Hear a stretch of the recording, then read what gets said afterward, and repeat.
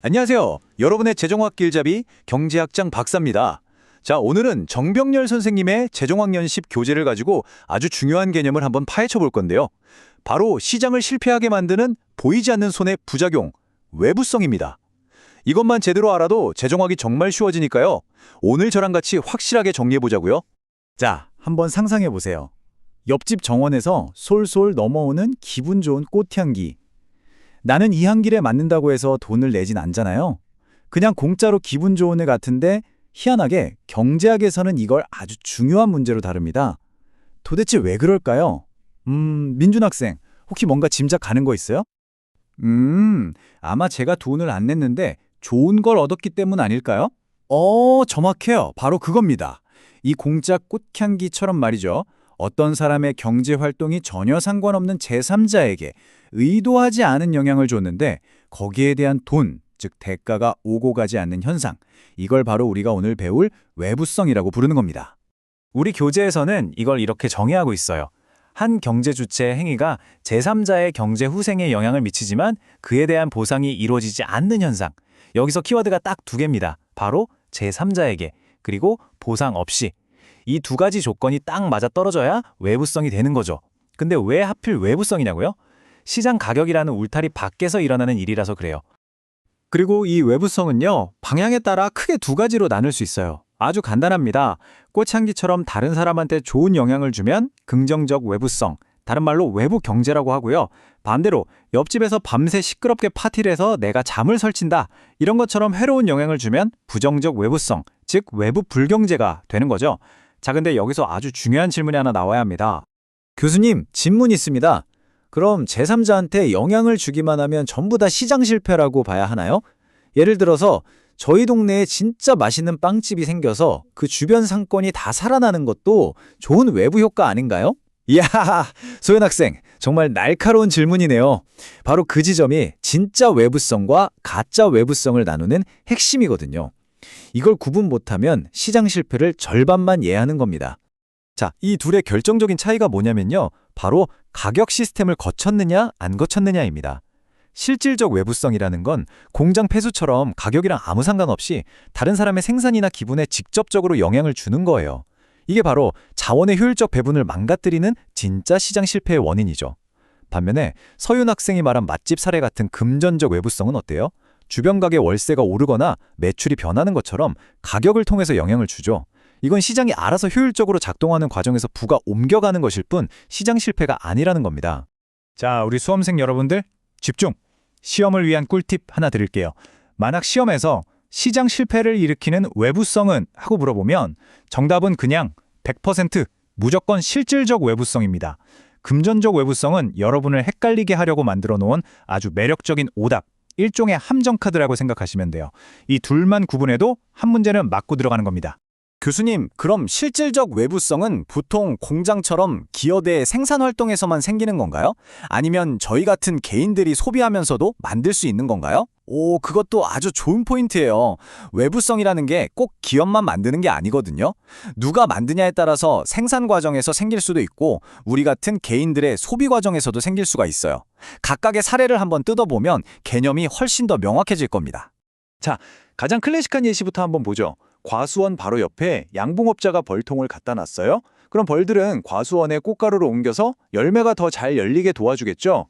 그리고 동시에 양봉업자는 과수원의 꿀을 공짜로 얻을 수 있고요. 보세요. 양봉업자의 생산 활동과 과수원 주익의 생산 활동이 서로에게 아무런 대가 없이 이로운 영향을 주고 있죠. 이게 바로 완벽한 생산의 긍정적 외부성 사례입니다. 반대 경우도 한번 볼까요? 강 상류에 있는 공장이 폐수를 막 버려서 하류에 있는 어장의 물고기가 다 죽어버리는 경우예요.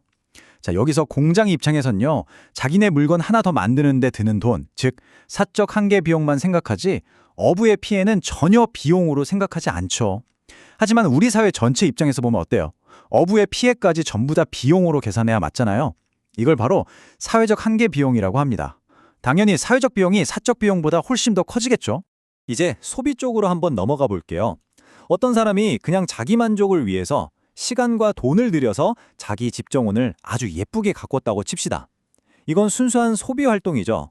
그 결과 동네 이웃들은 그 앞을 지나갈 때마다 돈 한 푼 안 내고도 아름다운 풍경을 즐기는 혜택을 얻게 되잖아요. 한 개인의 소비가 다른 사람들에게 좋은 외부성을 만들어 준 거죠.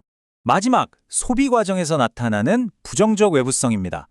이건 옆집의 시끄러운 음악 소리 생각하면 바로 이해가 되죠. 음악을 크게 틀어놓은 사람이 얻는 즐거움, 이걸 사적 한계 편익이라고 해요. 하지만 그 소음 때문에 이웃이 겪는 고통을 빼고 나면 사회 전체가 얻는 순수한 즐거움, 즉 사회적 한계 편익은 당연히 훨씬 작아지겠죠.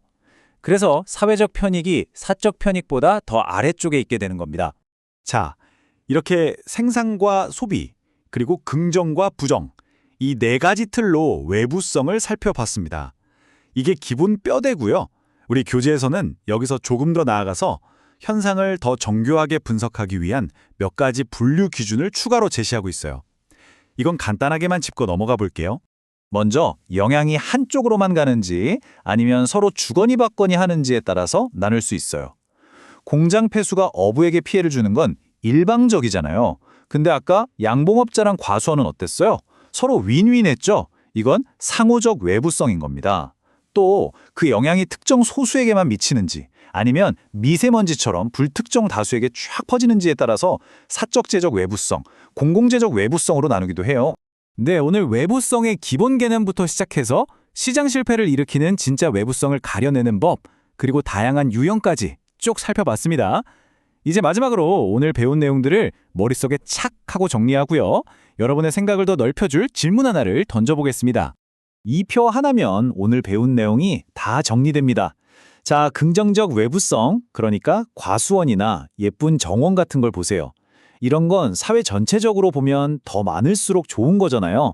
그런데 시장에 그냥 맡겨두면 늘 바람직한 수준보다 적게 생산됩니다. 이걸 과소 생산이라고 해요. 반대로 부정적 외부성, 공장 폐수나 소음 같은 건 어때요? 사회적으로는 좀 줄었으면 좋겠는데 그냥 놔두면 너무 많이 만들어지죠. 과다 생산에 문제가 생기는 겁니다. 이 과소와 과다, 이게 바로 외부성이 시장 실패를 일으키는 핵심 결과예요. 자, 그럼 마지막 질문입니다. 여러분이 최근에 올린 SNS 게시물을 한번 떠올려 보세요. 만약 유용한 정보나 긍정적인 경험을 공유했다면 다른 사람들에게 긍정적 외부성을 만들어냈을 거고요. 반대로 확인되지 않은 정보나 누군가를 향한 비난을 담았다면 부정적 외부성을 만들어냈을 수도 있겠죠. 이처럼 우리가 하는 모든 행동이 보이지 않는 곳에서 누군가에게 비용과 편익을 만들어내고 있다는 것. 오늘 배운 이 외부성의 렌즈로 우리의 일상을 한번 돌아보면서 이번 시간 마무리하겠습니다. 모두 수고 많으셨습니다.